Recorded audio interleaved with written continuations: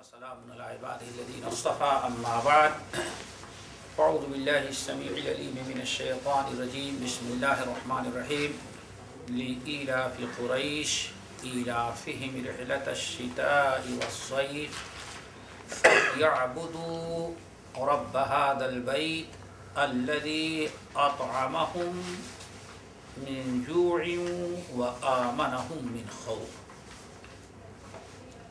اس سے پہلے سورہ ماعون کی تفسیر تھی اور اسی ترتیب سے ہم چل رہے ہیں، جس میں آج سورہ قریش کی باری ہے۔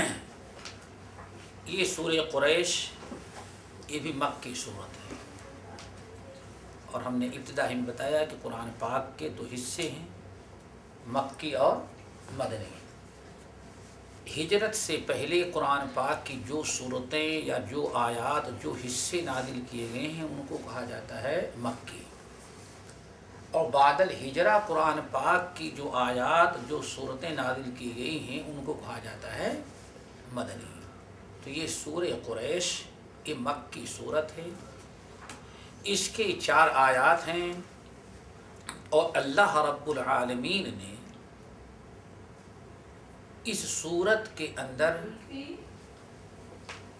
کفار قریش مکہ کو شکر گزاری کا حکم دیا ہے کہ مکے والوں کے اوپر جو ہمارے بڑے انعامات ہیں ان کا شکر ادا کرنا چاہیے، اور شکر گزاری کی سب سے پہلی کڑی یہ ہے کہ میرے علاوہ کسی اور کی عبادت وہ نہ کریں۔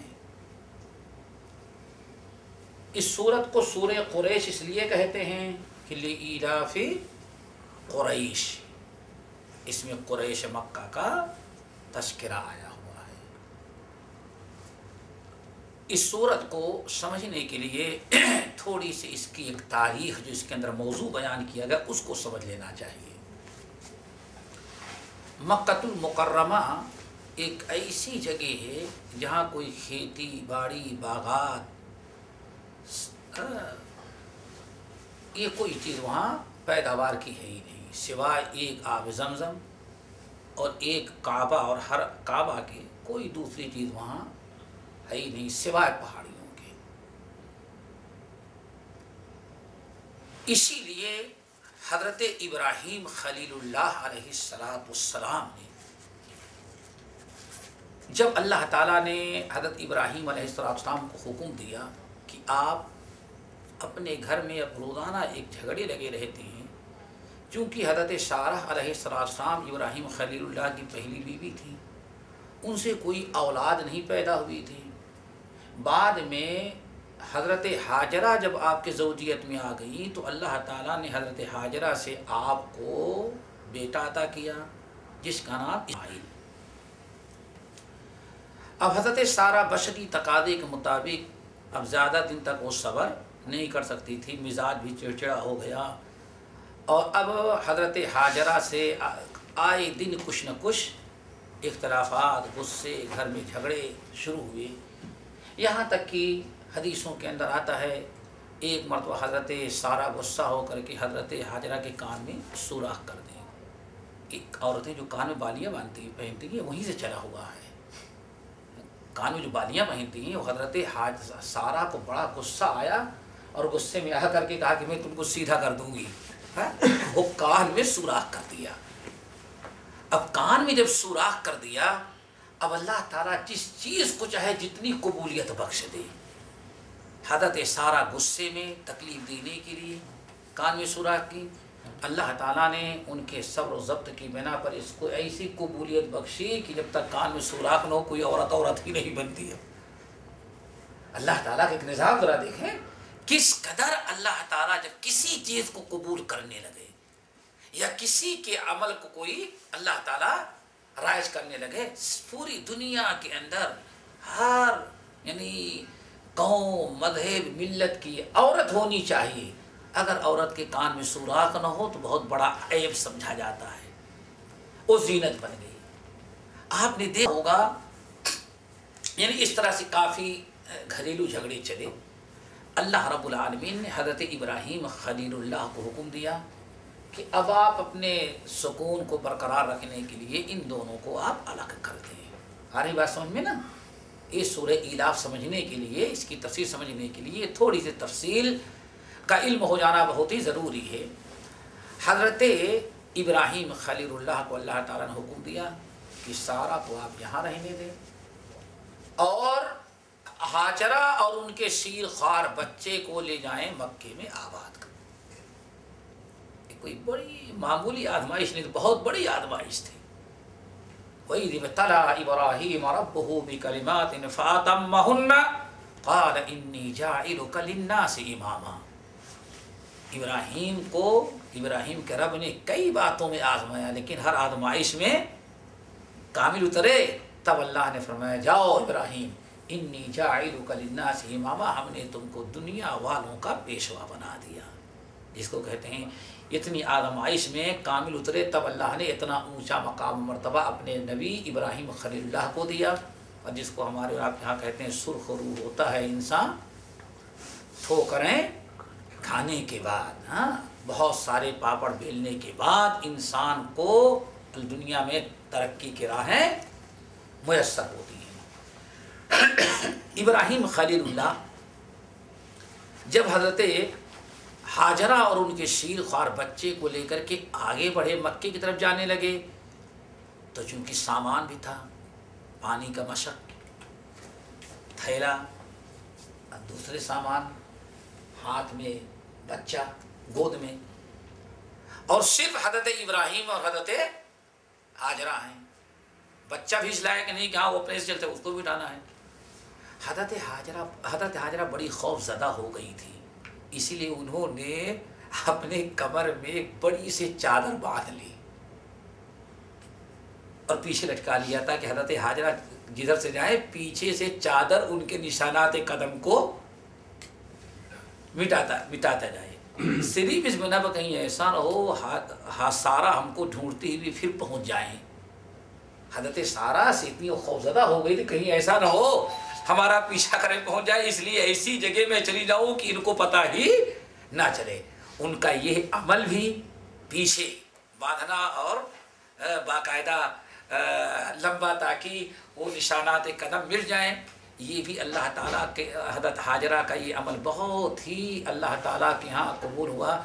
عربوں میں خاص طور سے یمن وغیرہ کی عورتوں میں آج بھی دیکھیں گے، اتنے زمانہ گزر جانے کے باوجود سارے کپڑے پہنیں گے اور ایک بڑی سی چادر کمر میں باندھ کر کے پیچھے لٹکا لے، گرچہ اتنی بڑی نہ ہو لیکن ابھی بھی آج ہے۔ اور کبھی آپ کو دبئی سونا بازار جانے کی طرح ہوا ہے تو یعنی وہی جو بطور صدا کی بطور اپنی حفاظت کی چادر باندھی تھی، آج ترقی کرتے کرتے اس سونے کی شکل میں تبدیل ہو گئی۔ حضرت ہاجرہ علیہ السلام کی یہ دو بظاہر سنتیں ہیں جو ابھی ہمارے آنکھوں کے سامنے ہیں۔ ابراہیم خلیل اللہ علیہ السلام لیے اور آ کر کے مکے میں آباد کر دیا۔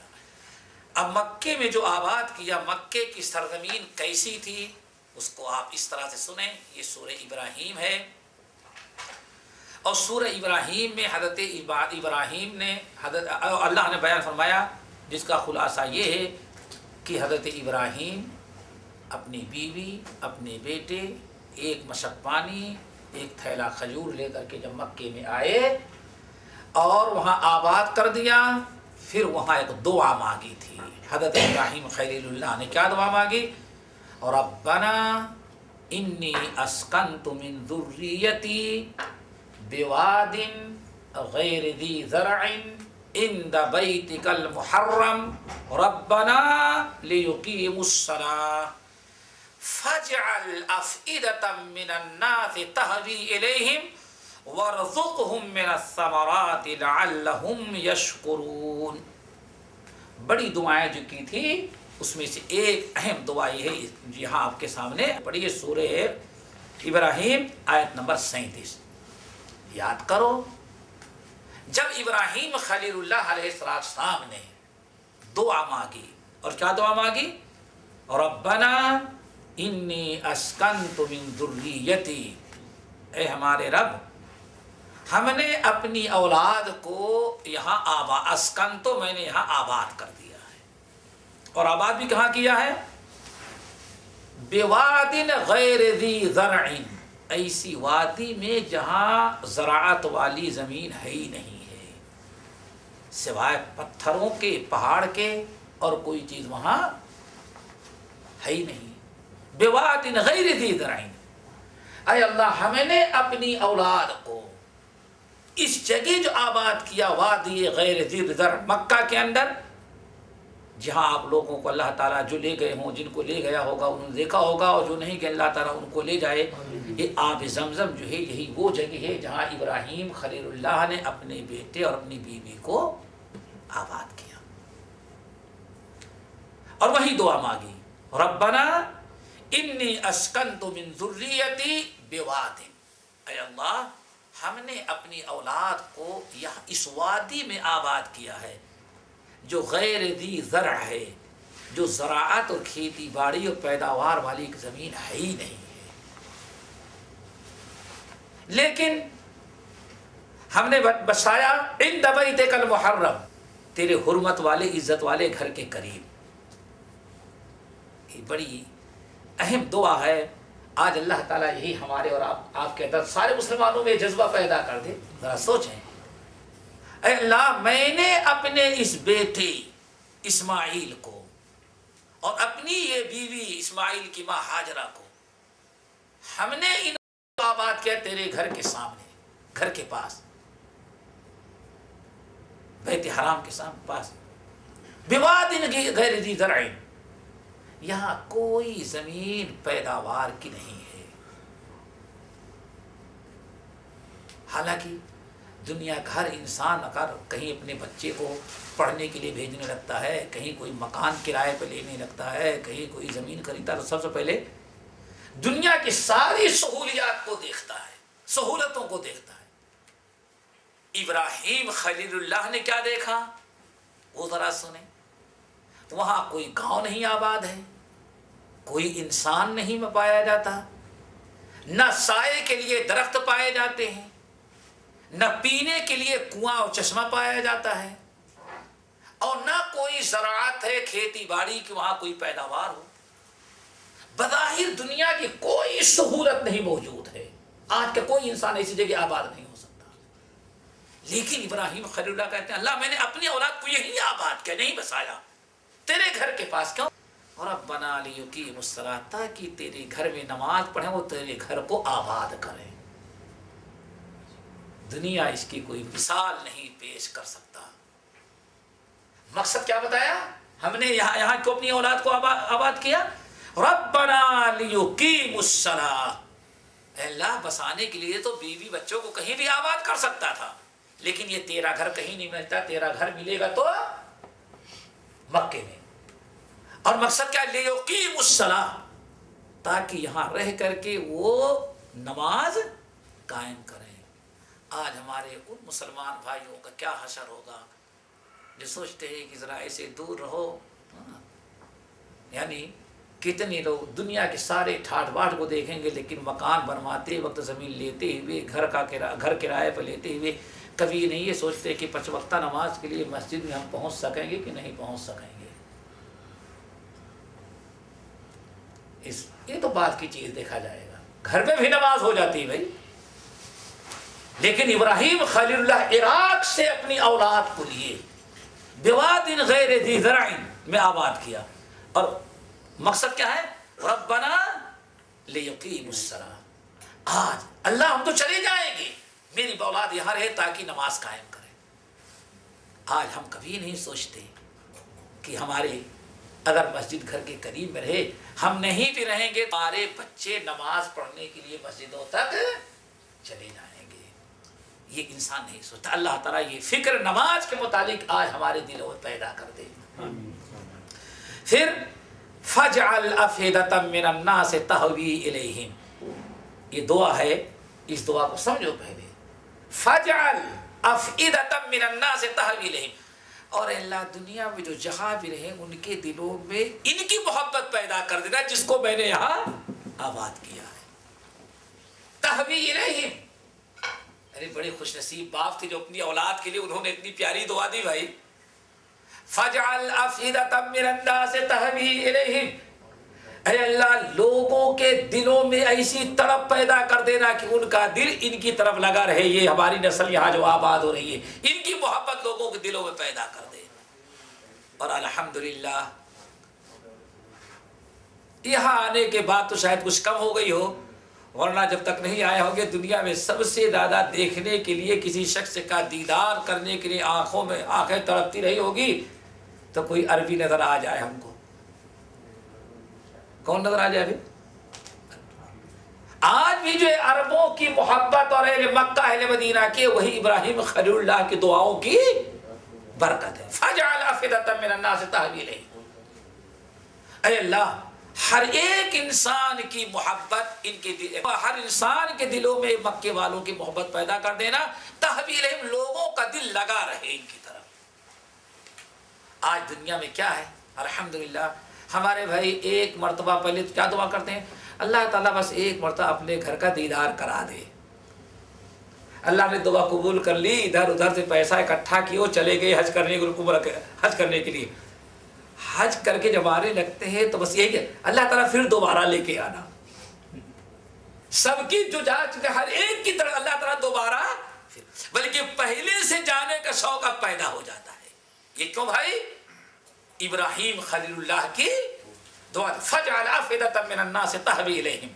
آگے وَارْزُقْهُم مِّنَ الثَّمَرَاتِ. اور اے اللہ پھل فروٹ دنیا میں یہاں بھی کچھ پیدا ہو، یہاں تو کچھ ہونے والا نہیں مکے میں جہاں میں نے اپنی اولاد کو بسایا ہے، لیکن وَارْزُقْ أَهْلَهُ مِنَ الثَّمَرَاتِ. اللہ دنیا میں جہاں بھی جو کچھ پیدا ہو اللہ تعالیٰ یہاں کے بسنے والوں کو ضرور کھلانا. یہ سورہ الاف سمجھیں کیا اس کی کیوں اتنی اہمیت ہے. لِإِلَافِ قُرَيْشٍ إِيلَافِهِمْ رِحْلَةَ الشِّتَاءِ. 4 آیت لیکن اپنے اندر کتنی بڑی داستان کتنی بڑی تاریخ پروئے ہوئے اپنے اندر سما گئے اس کے اندر. وَارْزُقْ أَهْلَهُ مِنَ الثَّمَرَاتِ وَارْزُقْهُم مِنَ الثَّمَرَاتِ. اور اے اللہ وَارْزُقْهُم مِنَ الثَّمَرَاتِ. یہ جو مکے والے ہیں جن کو میں یہاں آباد کر رہا ہوں اپنے بیٹے اسماعیل اور ان کی ماں ہاجرہ کو، اے اللہ ان کو ثمرات ہر قسم کے پھل فروٹ اور پیداوار جو زمین سے نکلتی ہے ان کو ضرور کھلانا. ایک پہلا مقصد تو کیا تھا میرے بھائی؟ ربنا لیقیموا الصلاۃ. دنیا کو چھوڑ کر تیرے گھر کے بازو میں آباد کیا تاکہ یہ نماز قائم کرے. یہی سب سے بڑا مقصد. اور جب اللہ تعالیٰ کو انسان راضی کر لے تو سب کچھ مل جاتا ہے. پھر اس کے بعد اے اللہ دنیا والوں کی محبت، دنیا والوں کے دلوں میں ان کی محبت پیدا کر دینا، ہر ایک کا دل مکے اور مکے والوں کی طرف لگا رہے. نمبر 3 وَارْزُقْهُم مِّنَ الثَّمَرَاتِ. اللہ جو کچھ جہاں پیدا ہو، پیدا کہیں بھی ہو لیکن بھیجنا یہاں ضرور، یہاں والوں کو ضرور وہ پھل کھلانا. خدا مت سعودیہ میں چلے جائیں سال کی 12 مہینے شاید کہیں مارکیٹ میں وہ سامان نہ ملتا ہو دنیا کے، لیکن مکے کے اندر آج بھی مل جاتا ہے. عجیب اللہ تعالیٰ کا کرم اور ابراہیم خلیل اللہ کی دعاؤں کی برکت. پھر اللہ تعالیٰ اللہ اکبر.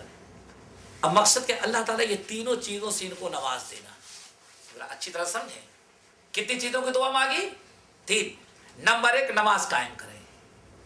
مقصد ہے نماز قائم کریں. دوسری چیز اللہ تعالیٰ ان کو دنیا میں کہیں بھی پیداوار ہو اس پھل کو اور پیداوار کو ضرور ان کے ہاتھ تک پہنچانا، یہ ضرور اس کو کھائیں. تیسری چیز کیا تھی؟ اللہ دنیا والوں کے دلوں میں ان کی محبت پیدا کر دے. کہ اللہ نے سب قبول کر لیا الحمدللہ. مکے والوں پر انعام ہوا، اللہ کا کرم ہوا. ابراہیم خلیل اللہ کہتے ہیں اللہ تعالیٰ یہ ساری چیزیں کیوں میں مانگ رہا ہوں کہ میری اس اولاد کو دے دینا؟ لعلہم یشکرون، تاکہ یہ تیری شکر گزاری کرتے رہیں. کیوں؟ شکر گزاری اللہ تعالیٰ کی بہت بڑی عبادت ہے.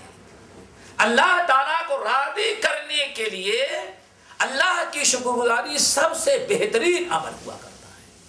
اللہ تعالیٰ سب کو شاکرین میں بنائے. یہ پہلا مقام ہے جہاں ابراہیم خلیل اللہ نے اپنی اولاد کے لیے دعا مانگی.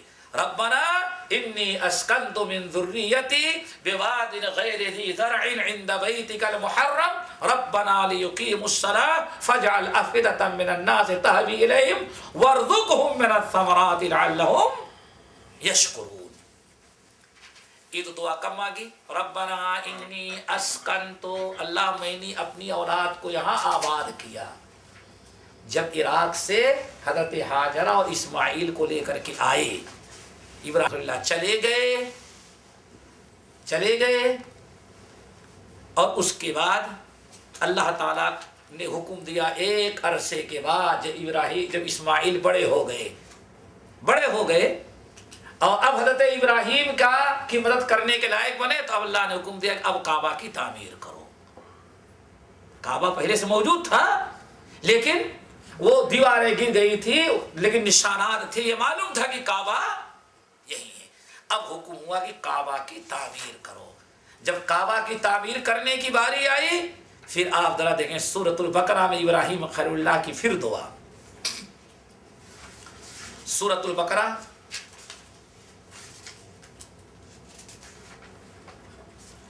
آیت نمبر آپ ذرا دیکھیں 125 126، بہت دور تک یہ دعا ہے، تقریباً 129 آیات تک میں تعمیر کعبہ کے وقت ابراہیم خلیل اللہ دعا مانگ رہے ہیں. اللہ وَإِذْ قَالَ ابراہیم، جب کعبہ تعمیر ہو گیا، باپ بیٹے مل کے دونوں نے تعمیر کیا، پھر دعا مانگی. اسے پتہ چلتا ہے کہ انسان کو اپنی اولاد کی کتنی فکر ہونی چاہیے. ہمیشہ اللہ تعالیٰ سے دعا مانگنی چاہیے کہ اللہ تعالیٰ ہماری اولاد کو خوشحال رکھے، اللہ تعالیٰ ہماری اولاد کو نیک بنائے. فرما کی برابر دعا ہونی چاہیے. وقال ابراہیم رب اجعل هذا بلدا آمنا. ابراہیم خلیل اللہ نے کیا دعا مانگی؟ رب اجعل هذا البلد آمنا، هذا بلدا آمنا. اے اللہ یہ شہر جو ہے مکہ، اس کو امن و امان والا بنایا. یہاں اللہ تعالیٰ تیرا کوئی عذاب نہ آئے، نہ زلزلہ آئے، نہ طوفان آئے، نہ زمین دھسے. اللہ تعالیٰ اس گھر کو بچانا، نہ اوپر سے کوئی بمباری کر سکے. اللہ تعالیٰ اس گھر کو یا اس شہر کو امن امان والا بنایا. یہ جتنی باتیں بتانے سب کا تعلق سورہ قریش کے وآمنہم من الذی اطعمہم من جوع وآمنہم خوف. یہ پوری داستان صرف دو جملے کی ہے. اب دعا کون مانگی؟ ابراہیم خلیل اللہ نے. رب اجعل ھذا بلدا آمنا، اللہ اس شہر کو، مکے کو امن والا بنا دے، امن و امان والا، یہاں کے لوگوں کو خوف و ڈر نہ ہو. آپ لوگ ہم سے بہتر جانتے، آج تک کبھی سنا گیا کہ مکے میں زلزلہ آیا؟ میرے خیال ہے پوری تاریخ آپ پڑھ ڈالیں، مکے میں کبھی زلزلہ وغیرہ کا مسئلہ آج تک نہیں اٹھا. اللہ تعالیٰ کا تھا. اور اس کے بعد دوسری آیت انشاءاللہ پھر آئیں گے سورہ قریش کے پھر کے اندر مزید تفصیل آئے گی. پھر مکے کو امن و امان والے. ابراہیم خلیل اللہ نے دعا مانگی رب اجعل ھذا بلدا آمنا، اے اللہ اس شہر کو امن و امان والا بنا دے. اور اللہ تعالیٰ نے اس قدر اس کو امن و امان والا بنایا، اللہ اکبر، کہ اپنی خدائی، اللہ اپنی توحید، نبی کی رسالت پر ایمان لانے کی دعوت دینا چاہا تو اللہ تعالیٰ قسم کیا کھاتے ہیں؟ والتین والزیتون وطور سینین. آگے اور اس امن و امان والے شہر کی میں قسم کھاتا ہوں. ادھر ابراہیم کے زبان سے نکلا، اللہ تعالیٰ نے امن و امان والا مکے کو بنا دیا. والتین والزیتون وطور، قسم ہے تین کی، زیتون کی. اور آگے وہادل، اس بلد امین، امن و امان والے شہر کی بھی قسم کھائے. لا اقسم بہذا البلد، ایک شہر ہے جس کی اللہ تعالیٰ قسم کھا رہا ہے. امن و امان والا اللہ نے بنا دیا. ایک دعا تو مانگی رب اجعل ھذا بلدا آمنا. نمبر 2 وارزق اہلہ من الثمرات من آمن منہم باللہ والیوم الآخر. اور اے اللہ وارزقہم من الثمرات، وارزق اہلہ من الثمرات، یہ مکے کو امن و امان والا بنائے، اور یہاں جو آ کر کے آباد ہو، اللہ تعالیٰ ان کو دنیا میں ہر پیدا ہونے والے میوے جات، پھل فروٹ اور رزق ضرور ان کو کھلانا۔ یہ کریں گے کچھ نہیں ہے ہی نہیں کریں، کیا کریں گے؟ پتھر توڑیں گے، وہ نہ باغیچہ لگائیں گے، نہ کھیتی کریں گے، نہ زراعت کریں گے، کچھ نہیں، لیکن کھائیں سب کچھ یہ لوگ دنیا میں کہیں بھی پیدا ہوتے ہیں۔ بہت بڑا یہ ابراہیم خلیل اللہ کی دعا تھی۔ اور لیکن کہا کیا ابراہیم خلیل اللہ نے؟ اللہ وہ کھائے جو ایمان والے ہوں، جو اللہ تیرے اوپر ایمان لائے یوم آخرت پر، ان کو یہاں ہر قسم کے دنیا میں پیدا ہونے والے میوے جات اور کھان فواکہ کھلانا۔ اللہ نے فرمایا ابراہیم یہ مکہ ہے، ایمان والے نہیں، وبر کفر جو کافر ہوں گے ان کو بھی کھلائیں گے۔ اللہ اکبر! ابراہیم خلیل اللہ نے تنگ کر دیا، کن کو کھلائے؟ ایمان۔ اللہ نے کیا فرمایا؟ وَمَنْ كَفَرَ، نہیں ایمان والوں کے ساتھ شرط نہیں، وَمَنْ كَفَرَ، یہاں کا جو باشندہ ہوگا کافر رہے گا تو اس کو بھی کھلائیں گے۔ اس قدر اللہ تعالیٰ نے اہل مکہ کو عزت سے نوازا۔ یہ ہو گئی بات۔ اب آئیں، جب آپ نے یہ سن لیا، یہ تھوڑی سی تفصیل کہ ابراہیم خلیل اللہ نے 3 چیزوں کی دعا مانگی۔ ایک تو یہ کہ اللہ تعالیٰ اس شہر کو امن و امان والا بنا دے، نمبر 2 دنیا میں جہاں بھی کچھ پیدا ہو اللہ تعالیٰ اس کو مکے والوں کو ضرور کھلانا، یہاں تک ضرور پہنچانا، اور نمبر 3 فَجْعَلْ أَفْئِدَةً مِّنَ النَّاسِ تَهْوِي إِلَيْهِمْ، اللہ دنیا میں کہیں بھی کوئی ہو اس کے دلوں میں ان کی محبت ضرور پیدا کر دینا۔ یہ 3 ہو گئے۔ ابراہیم خلیل اللہ علیہ السلام دنیا سے چلے گئے۔ حضرت اسماعیل بڑے ہوئے، یمن کی ایک عورت سے شادی کی، اس سے بادنہ نے بھی اس کو طلاق دے کر کے قبیلے بنو جرہم آ کر کے مکے میں آباد ہو گئے۔ اب 2 نسلیں ہو گئی، ایک حضرت ابراہیم کی نسل اور دوسری یمن سے آنے والی نسل۔ حضرت ابراہیم علیہ السلام کے بیٹے اسماعیل نے دوسری شادی کی، جو یمن کا قبیلہ آ کر کے آباد تھا، قبیلے بنو جرہم۔ پھر وہ عورت بڑی نیک صالح نکلی، وہیں سے یہ نسل مکے کی چلی جو پورا عرب آج جس کی نسل سمجھا جاتا ہے۔ ایک بیٹے، شیرخوار بیٹے، اور ایک اس کی ماں ایک بیوی کو آباد کیا۔ حضرت ابراہیم خلیل اللہ نے شیرخوار بیٹے اسماعیل اور اپنی بیوی ہاجرہ کو آباد کیا۔ اتنا بڑا عرب جو ہے صرف حضرت اسماعیل کی نسل سے، اور آج جانتے ہیں کہ پوری دنیا، اب دنیا عرب 2 حصوں میں تقسیم ہے، کیا؟ اسرائیل اور عرب، اسرائیل اور عرب۔ حضرت اسحاق علیہ السلام کی نسل سے جو چلے ان کو کہا جاتا ہے اسرائیل، اور حضرت اسماعیل کے نسل سے جو عرب کی قوم قائم اس کو کہا جاتا ہے عرب۔ اس لیے کہا جاتا ہے سب سے پہلے اس دنیا میں بہترین قسم کی فصیح عربی جو بولنا شروع کیا ہے وہ حضرت اسماعیل علیہ السلام۔ اللہ نے نبی بنایا، پیغمبر بنائے۔ اس طرح سے مکے میں یہ آبادی بڑھتی گئی، لیکن پیداوار کا کوئی سلسلہ نہیں تھا۔ اب آبادی بڑھ گئی تو کچھ غربت، کچھ پریشانیاں، باہر کے مال اتنا نہ آ سکے جتنی کی ضرورت تھی، یہ چل رہا تھا۔ اسی اثنا میں بڑے ہی مدبر، سمجھ بوجھ رکھنے والے، نہایت سیاسی مہارت رکھنے والے نبی علیہ السلام کے جد امجد ہاشم، یہ بڑے ہوشیار تھے۔ انہوں نے بڑا بہترین کام یہ کیا کہ مکے میں کاروبار اور تجارت کا سلسلہ انہوں نے شروع کرنا چاہا۔ اس کے لیے کئی مشکلات تھیں، ان میں سے ایک بڑی مشکل یہ تھی کہ روم سپر پاور تھا۔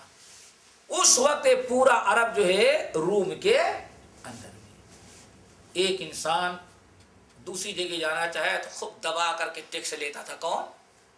روم۔ بغیر ٹیکس کے کوئی عرب جو ہے اپنی جگہ سے حرکت نہیں کر سکتا تھا. اور ایسا ظالم بادشاہ رومی کہ وہ بہرحال کسی کا ٹیکس معاف کرنے والا نہیں. چلنے کا الگ ٹیکس ہے، تجارت کا الگ ہے، کاروبار کا الگ ہے، آمدنی سارے ٹیکس. اور اگر کہیں تھوڑی سے روم سے فرصت ملی، کوئی علاقہ روم کے انڈر میں نہیں ہے، تو ظالم فارس کھڑا ہو جاتا تھا، کیونکہ یہی دو سپر پاور تھے، روم اور فارس.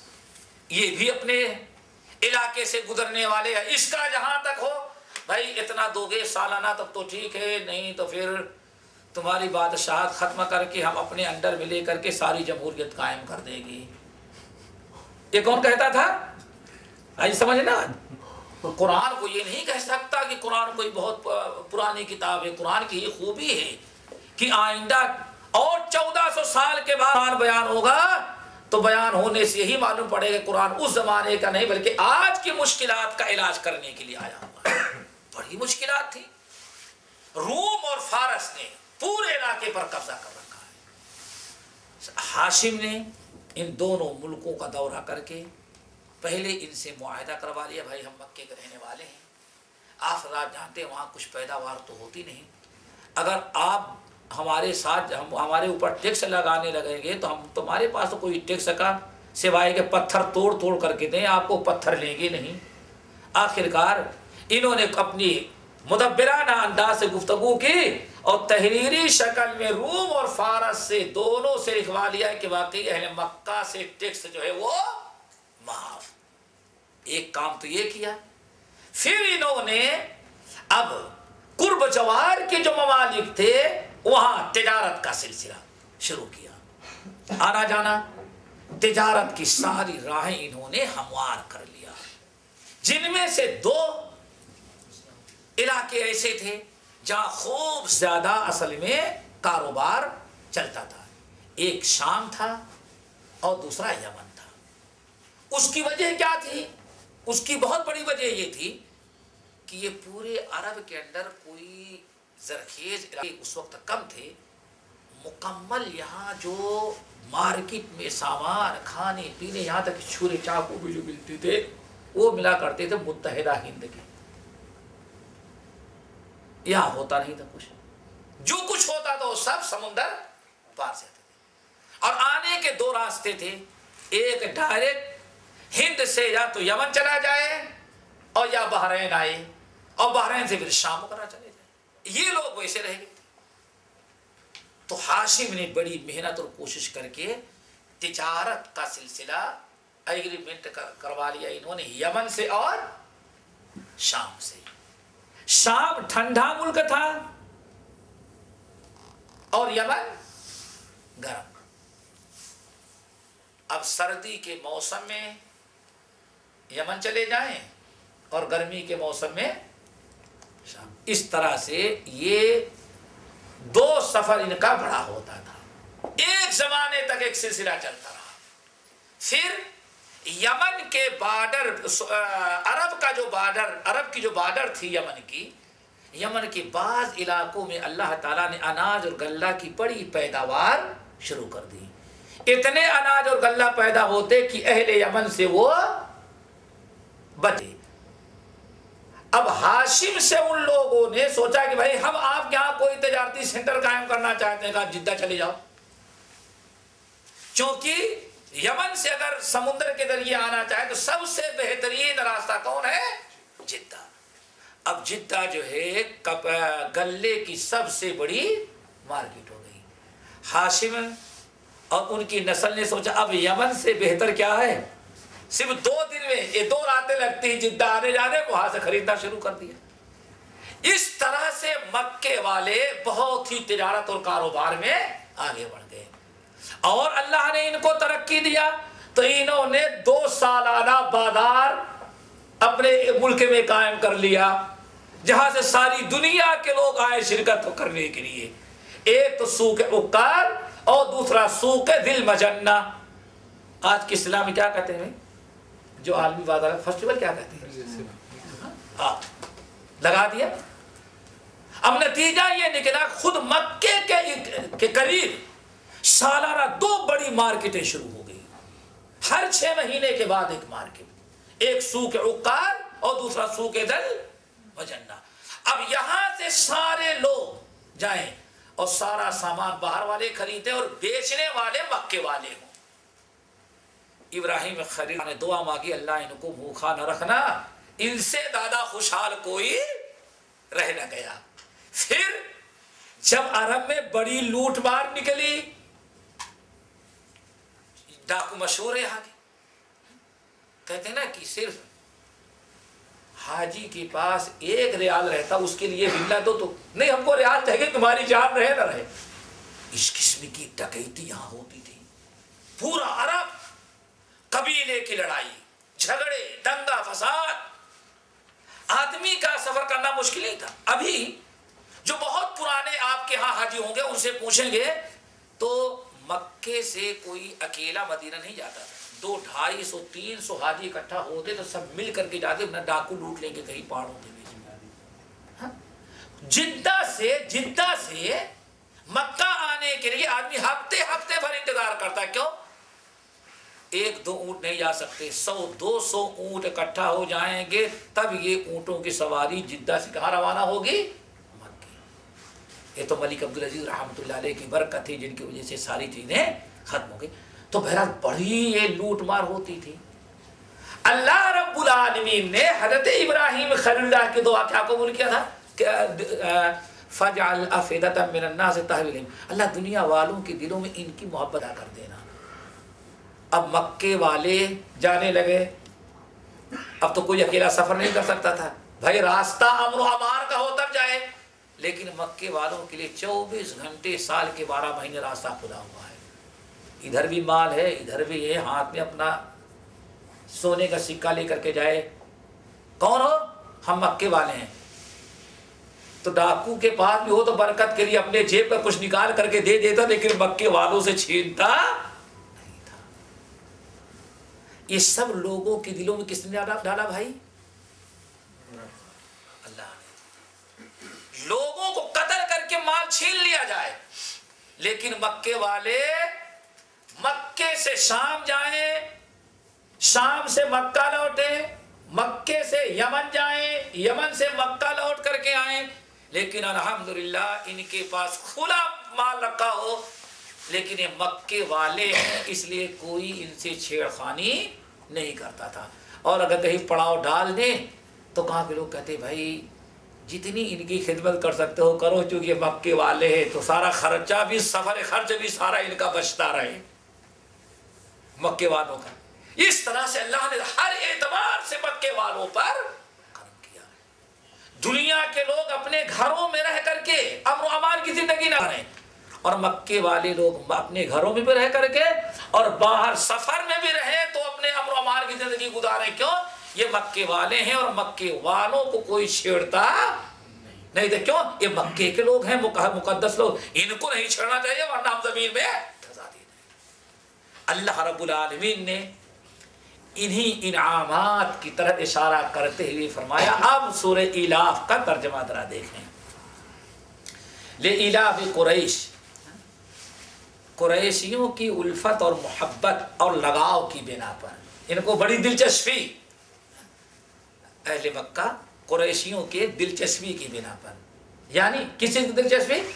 ایلافہم رحلۃ الشتاء والصیف، ان کے سفر کی دلچسپی کی وجہ سے ٹھنڈی میں اور گرمی میں 2 سفر کرتے، ایک یمن کا اور ایک شام. اور اس سفر میں ان کو بڑی دلچسپی تھی اور بڑی محبت تھی اور بڑی الفت تھی اس سے سفر سے. کیوں؟ مکمل ان کا گزارا اور ان کی تجارت انہی دونوں سفروں پر موقوف تھی. اللہ نے تو اتنا ان کے اوپر احسان کیا. سب احسان ہی ابھی تک آپ نے سنا نا، سارا احسان اللہ نے ان کے اوپر کیا. لیکن مکے والوں، سب کرم تو اللہ کا تمہارے اوپر. رب ہاتھ، یہ جو گھر نظر آ رہا ہے اس رب کے مالک کا سارا کرم تمہارے اوپر ہے. لیکن نیاز بھی دیتے ہو تو لات اور عزا کی. تم سے زیادہ بے وفا تو دنیا میں کوئی باقی ہی نہ رہا. سب سے بڑا کرم تمہارے اوپر اس گھر کے رب کا ہے. فَلْيَعْبُدُوا رَبَّ هَذَا الْبَيْتِ. تو مکے والوں کو چاہیے کہ عبادت کرے اسی گھر کے رب کی بس. لات عزا اول حبل منات، یہ 360 بتوں کو جو انہوں نے اکٹھا کر رکھا ہے، مکے والوں کا کام تھا ان بتوں کو توڑ پھینکنا اور صرف رب واحد کی عبادت کرنا. فَلْيَعْبُدُوا رَبَّ هَذَا الْبَيْتِ. مکے والوں چاہیے کہ تم عبادت کرو صرف اسی گھر کے رب کی. اللہ رب العالمین نے ایک چیز اور یاد رکھیں، مکے والوں کو اپنے انعامات میں سے جو خاص طور سے یاد دلایا کعبۃ اللہ، بیت اللہ. کیوں؟ ابھی آپ نے سنا جتنا کچھ مکے والوں پر جو کچھ اللہ تعالیٰ کا فضل و کرم تھا وہ سب اسی کعبہ کی برکت سے. ابراہیم خلیل اللہ نے آباد کیا، ابراہیم ہی نے دعا مانگی، کعبہ ہی کی بنا پر پوری دنیا وہاں پہنچتی رہی. اللہ اکبر. مکے والوں کو آر دلائی جا رہی، دلایا فَلْيَعْبُدُوا رَبَّ هَذَا الْبَيْتِ. مکے والوں کو چاہیے کہ عبادت کریں، تمام بت پرستی کو ختم کریں. آج تک ان کے باپ دادا جاہل بھی رہے تو رہے ہوں گے، اب تو آخری نبی محمد صلی اللہ علیہ وسلم بھی سب سے بڑی نعمت اللہ نے انہی کے خاندان میں رکھی. آخری نبی بھی پیدا ہوئے تو انہی کے خاندان میں پیدا ہوئے. اس لیے مکے والوں کو چاہیے کہ عبادت کریں رب هذا البیت. بیت سے مراد گھر، اور یہاں گھر سے مراد اللہ کا گھر بیت اللہ. ان کو چاہیے کہ بیت اللہ کی عبادت کریں. اور کون سا رب؟ الذی اطعمہم من جوع، جس نے ان کو کھلایا ہے بھوک کے باوجود. ان کے پاس کوئی چیز نہیں، بھوکے مر جاتے. ان کے پاس تو درخت کے پتے بھی چبا کے اگر گزارنا چاہتے تو مکے والوں کو درخت کے پتے بھی نصیب نہیں تھے. بھائی دنیا کی کوئی قوم درخت کے پتے بھی چبا کر کے تھوڑا سا ٹائم پاس کر سکتا، لیکن مکے والوں کے پاس تو وہ بھی نہیں تھا. سوائے پتھر چبا نہیں سکتے، سارے دانت ان کے ٹوٹ جاتے، ان کا معدہ خراب ہو جاتا. ان کے اوپر تو اللہ تعالیٰ کا اتنا کرم ہے کہ ان تمام چیزوں کے باوجود رب نے ان کو جو کھلایا دنیا میں کسی کو نہ کھلایا. الذی اطعمہم، کون ہے رب ھذا البیت؟ رب ھذا البیت وہی ہے الذی اطعمہم، جس نے ان کو کھلایا بھوک کے بعد. بھوک لگی ان کو، جب بھی ان کو بھوکے ہوئے اللہ نے فوراً ان کے رزق کا انتظام کیا. فَلْيَعْبُدُوا رَبَّ هَذَا الْبَيْتِ الَّذِي أَطْعَمَهُمْ، جس نے کھلایا ان کو. ابراہیم خلیل اللہ کی دعا پھر ذہن میں رکھیں، وَارْزُقْ أَهْلَهُ مِنَ الثَّمَرَاتِ وَارْزُقْهُم مِنَ الثَّمَرَاتِ وَآمَنَهُم مِّنْ خَوْفٍ. اور اللہ تعالیٰ نے پورے دنیا میں خوف کے باوجود مکے والوں کو امن و امان عطا کر رکھا ہے. ہر جگہ عربوں میں بدامنی، لیکن مکے والوں کو اللہ تعالیٰ نے امن و امان سے رکھا. اسی لیے جب اہل مکہ نے نبی علیہ السلام نے اہل مکہ کو اسلام کی دعوت دی اور ایک قرآن پیش کیا تو مکے والوں نے فوراً کہا ارے نہیں، باتیں تو آپ کی بڑی اچھی ہیں، لیکن اگر آپ کی بات مان جائیں تو ہم اکیلے رہ جائیں گے، دنیا والوں سے کٹ جائیں گے، ساری دنیا ہمارا بائی کاٹ کر دے گی، ہمارے تجارت کاروبار صاف ختم، ہر قسم کی اقتصادی اور کاروباری پابندیاں ہمارے اوپر عائد کر دی جائیں گی اگر ہم آپ کی بات مان لیں گے. تب آج بھی یہی سب دھمکیاں دی جاتی ہیں نا. اللہ اکبر. اللہ فرماتے ہیں فَلْيَعْبُدُوا رَبَّ هَذَا الْبَيْتِ، مکے والوں عبادت کرو صرف اللہ تعالیٰ کی، اللہ تعالیٰ کا شکر ادا کرو. الَّذِي أَطْعَمَهُم مِّن جُوع، جس نے تم کو کھلایا ہے بھوک کے بعد، وَآمَنَهُم مِّنْ خَوْفٍ، اور تمہیں امن و امان عطا کیا ہے خوف سے. بالکل نڈر اور بے باک آسودہ ہو کر کے تم گھر میں رہتے ہو، سوتے ہو۔ لیکن جب اللہ کے نبی نے اسلام کی دعوت دی تو مکے والے کیا کہتے ہیں؟ نہیں، باتیں تو بڑی اچھی ہیں، کتاب بھی بڑی اچھی ہے، باتیں بھی اس کی بڑی مزیدار ہیں، لیکن بس ایک ہی پریشانی ہے، اگر ہم آپ کا ساتھ دے دیں، کلمہ پڑھ لیں، مسلمان ہو جائیں تو پوری دنیا تو کافر ہی ہے۔ آگے والے ملک، پیچھے والے، دائیں والے، بائیں، چاروں طرف سے تو بت پرست ہیں، مسلمان تو کوئی ہے ہی نہیں۔ اگر ہم آپ کی دعوت قبول کر لیں تو ساری دنیا ایک طرف ہو جائے گی، ساری دنیا سے ہمارا تعلق کٹ جائے گا، پھر ہم بھوکوں مر جائیں گے۔ کیوں؟ جو کچھ ہمارے پاس آتا ہے وہ کہاں سے آتا ہے؟ باہر سے۔ ہر ملک والا کہے گا بھائی تم مسلمان ہو گئے اس لیے شدت پسند ہو، اب تمہارے یہاں پابندی، اب کوئی مال تمہیں بیچا نہیں جائے گا، اب تو ہمارے لیے بڑی پریشانیاں ہو جائیں گی، اب ہم کیا کریں؟ اس لیے بہتر ہے کہ آپ اچھے ہیں لیکن ہم کو نہ دعوت دیں۔ اللہ اکبر! جب کچھ نہیں تھا تو اللہ تعالیٰ نے کھلایا، پوری دنیا میں بدامنی ان کو امن امان سے رکھا۔ اب مکے والے تاجر بن گئے، کاروبار ہو گئے، اب اسلام آیا تو فوری طور پر کس کا ادھر کرتے ہیں؟ وہی خوف کر، نہیں اگر اسلام قبول کر لیں گے آپ کے ساتھ ہو جائیں، ساری دنیا ایک طرف اور ہم چند آدمی ایک طرف، ساری پابندیاں ہمارے اوپر لگ جائیں گی تو ہم تو بھوکے مر جائیں گے۔ آ رہی بات سمجھ میں نا؟ پھر اللہ رب العالمین نے سورہ قصص آیت نمبر 57، پھر اللہ تعالیٰ نے مکے والوں کو، جب مکے والوں نے کہا کہ ساری دنیا ایک طرف ہو جائے گی، ہم اکیلے رہ جائیں گے، ہمارے اوپر ساری پابندیاں لگا دی جائے گی، اور جب بھی چاہیں گے، یہ بڑے طاقتور ممالک ہیں، ہم میں سے جس کو چاہیں گے وہ گرفتار کروا کے اپنے ملکوں میں لے جائیں گے، طرح طرح سے ہم کو ستائیں گے، تکلیف دیں گے، اس لیے بہتر ہے کہ لکم دینکم ولی دین، ہم کو رہنے دیں۔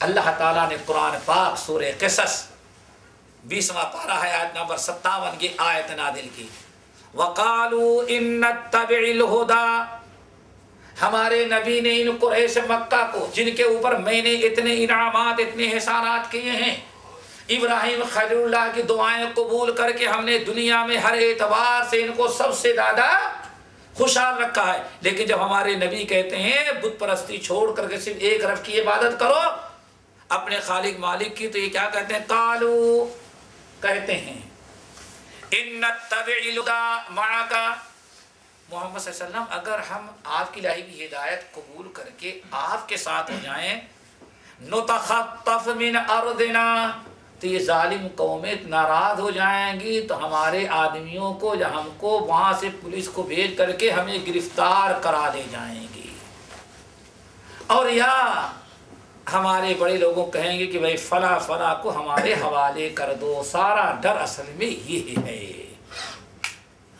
ہماری بات سمجھ میں نا؟ کیا کہا؟ وقالو، اور کہا، کس نے کہا؟ قریش مکہ نے، ان نتبع الہدی، اگر یہ آپ جو ہدایت لے کر کے آئے کتاب، اس کی ہم لوگ اتباع کرنے لگیں گے تو نتخطف من ارضنا، ہم کو ہمارے ملکوں سے نکال لیا جائے گا اور گرفتار کر کے ہم کو ان بڑوں کے حوالے، صاحب ہاں یہ لے جاؤ، اس کو لے جاؤ، اس کو لے جاؤ، ارے تو ہمارے تو بڑی مصیبت آ جائے گی۔ اختطاف جانتے ہیں کس کو کہتے ہیں؟ ایک بار اٹھوا لینا، بھائی اٹھا لیا گیا، ہم کو تو اٹھا لیا جائے گا ہمارے ملکوں سے، بیوی بچے وہاں رہ جائیں گے، پتہ نہیں ہم دنیا میں ظالم لوگ ہمیں کہاں لے کر کے چلے جائیں گے۔ اللہ اکبر! یہ ادھر پیش کیا تو اللہ نے فرمایا ان بیوقوفوں کو ادھر دیکھو، اولم نمکن لہم حرما آمنا، کیا حرم میں مکہ میں رہ کر کے ان کو ہم نے امن و امان آج تک نہیں دے رکھا تھا؟ ساری دنیا میں تو لوٹ مار چل رہی ہے، قتل و غارت پوری دنیا میں ہو رہی ہے اور ہر جگہ فساد پھیلا ہوا ہے، لیکن میں نے مکے والوں کو حرم کی برکت سے امن و امان میں رکھا ہے۔ مکے والوں کو کون کیا بگاڑے گا، ان کو کون اغوا کر سکتا ہے، اور مکے والوں میں پر کون حملہ کر کے بدامنی پھیلا سکتا ہے، جبکہ ان کے باپ ابراہیم خلیل اللہ نے دعا مانگی ربی جعل ھذا بلدن آمنا. ارے ہم نے ان کے باپ ابراہیم کی دعا قبول کر لیا ہے. وھذا البلد امین. اس اللہ نے قسم کھا اس بلد امین کی میں قسم امن و امان والے شہر کی قسم کھا رہا ہوں. سب تو میں نے ان کو دے رکھا ہے. کافر ہونے کے باوجود میں نے ان کو امن و امان میں رکھا ہے. 360 بتوں کی پوجا کرتے ہیں اوپر والے سے بجائے مانگتے نیچے والوں سے ہیں. بکری اللہ پیدا کرے جانور اللہ دے اور چڑھاوا یہ کو دے کرتے ہیں. لیکن اتنے بڑے گناہوں کے باوجود اللہ فرماتے ہیں میں نے ان کو امن و امان میں رکھا ہے. ہماری اتنی نافرمانیوں کے باوجود تو ہم نے ان کو امن و امان میں رکھا ہے. ان کو اتنی عقل نہیں آتی کہ مسلمان ہو جانے کے بعد تو اللہ کے محبوب ہو جائیں گے تب ان کو کون ان کا امن چھین سکتا ہے. اولم نمکن لہم حرما آمنا. ان کے کافر ہونے کے باوجود ہم نے مکے میں ان کو امن و امان سے رکھا ہوا ہے. اور یہ نہیں دیکھتے ان کو ڈر کیا ہے ساری پابندیاں لگ جائیں گی اور مکے میں کوئی مال باہر سے نہیں آئے گا اور مکے والا اپنا مال باہر بیچے گا تو کوئی قبول نہیں. یہی ڈر ہے نا. سوچتے ہیں کہ ہمارا مال نہیں بکے گا یا باہر سے نہیں ملے گا تو ہمارا کھانا پینا سب بند ہو جائے گا. ان کو اتنی عقل نہیں ہے. یجبا الیہ ثمرات کل شیء رزقا. اللہ فرماتے ہیں دنیا والے ان کے پاس باہر سے نہیں بھیج رہے ہیں. یہ ابراہیم خلیل اللہ کی دعا کی برکت ہے. ہم نے اپنے نبی ابراہیم کی دعا کو قبول کر لیا. یجبا الیہ ثمرات کل شیء. یہ تو بہانہ بنے ہے ورنہ اللہ تعالیٰ فرماتے ہیں میں دنیا کے کونے کونے کی پیداوار ان کے پاس بھیج دیتا ہوں. ان کے لیے کیا پریشانی ہے بھائی. اللہ اکبر. ولیکن اکثرهم لا یعلمون. لیکن ان میں اکثر جو ہے وہ سمجھتے نہیں. یہ صورت ہے جس کے اندر کفار مکہ کو ایمان لانے توحید اور شکر گزاری کی دعوت دی گئی. اللہ تعالی ہم سب لوگوں کو شکر گزاری کی توفیق نصیب فرمائے. اور میرے بھائی شکر گزاری ایک ایسی چیز ہے جس سے سمجھو کہ 2 چیزیں بڑی اعلیٰ درجے کی حاصل ہوتی ہیں. کس سے بھائی؟ شکر گزاری سے 2 اللہ تعالیٰ کا کرم حاصل ہوتا ہے. نمبر 1 جب تک انسان شکر گزاری کرتا ہے اللہ تعالیٰ کے عذاب سے بچا رہتا ہے. سورۃ النساء کے اندر رب العالمین فرماتے ہیں ما یفعل اللہ بعذابکم ان شکرتم وآمنتم وکان اللہ شاکرا علیما. ما یفعل اللہ بعذابکم. اللہ کو کیا پڑی ہے کہ تم کو عذاب دے جبکہ تم ایمان رکھتے ہو اور اللہ تعالیٰ کا شکر ادا کرتے ہو. شکر گزاروں پر اللہ تعالیٰ کا عذاب کبھی نہیں آتا. یہ تو پہلا کرم اللہ کا. اس لیے میں نے کئی بار بتایا. رجا بن حیوہ رحمۃ اللہ علیہ کہتے ہیں حج کے موسم میں مسجد خیف کے اندر میں داخل ہوا تو دیکھا کہ ایک کوئی تقریر کرنے والا تقریر کر رہا ہے اور کہتا ہے لوگوں ثلاث خصال.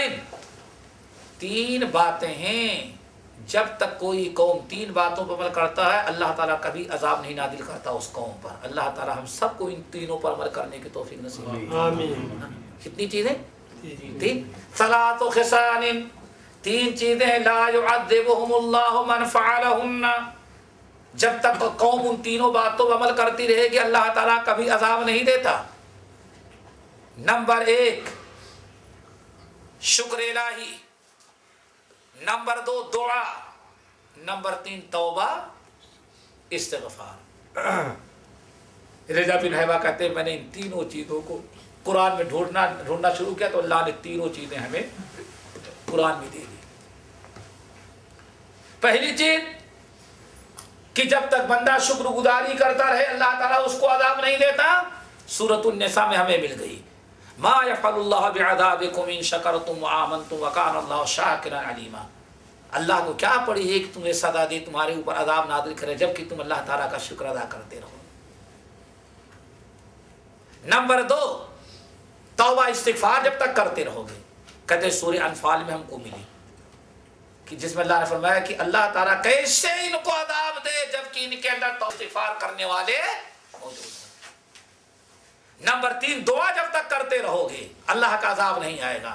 کہتے ہیں میرے آ کر کے 19ویں پارے سورہ فرقان کی آخری آیت میں ملی، قُلْ مَا يَعْبَوْ بِكُمْ رَبِّي لَوْلَا دُعَاؤُكُمْ۔ اللہ کو کیا پڑی ہے، تم نے گناہ تو بہت کر ڈالے ہیں، اللہ تعالیٰ تب سزا دے دیتا، لیکن دعا کرتے ہو اس لیے اللہ تعالیٰ نے عذاب کو روک رکھا۔ ایک تو یہ ہے کہ جب تک انسان شکر گزاری کرتا ہے اللہ تعالیٰ اس پر اپنے عذاب، وہ اللہ تعالیٰ اپنے عذاب کو اس سے، اللہ تعالیٰ ان کو عذاب سے محفوظ رکھتا ہے۔ اور مکے والوں کے ساتھ یہی ہوا۔ نمبر 2، جو شکر گزاری سے بہت بڑا انعام حاصل ہوتا ہے میرے بھائی، جب انسان اللہ تعالیٰ کا شکر ادا کرتا ہے تو اللہ تعالیٰ اس کو اور بڑھاتے ہیں اور نعمتوں سے نوازتے ہیں۔ سورہ ابراہیم کی آیت وَإِذَا تَأَذَّنَ رَبُّكُمْ لَئِن شَكَرْتُمْ لَأَزِيدَنَّكُمْ وَلَئِن كَفَرْتُمْ إِنَّ عَذَابِي لَشَدِيدٌ۔ تمہارے رب نے اعلان کر دیا ہے کہ تم شکر گزاری کرو گے تو اور تم کو بڑھا کر کے دیں گے۔ نمبر 3، بڑھا کر کے دیں گے، اور اگر ناشکری کرو گے تو اللہ تعالیٰ کا عذاب بڑا دردناک ہے۔ اور بعض میں تو یہ بھی بیان کیا گیا، ایک اور برکت بیان کی شکر گزاری کی، اگر انسان چاہتا ہے کہ اللہ نے جو اس کو نعمتیں دے رکھی ہیں وہ نعمتیں آپ کے پاس باقی رہے تو اس کا صرف ایک علاج ہے کہ آپ اللہ تعالیٰ کا شکر ادا کریں۔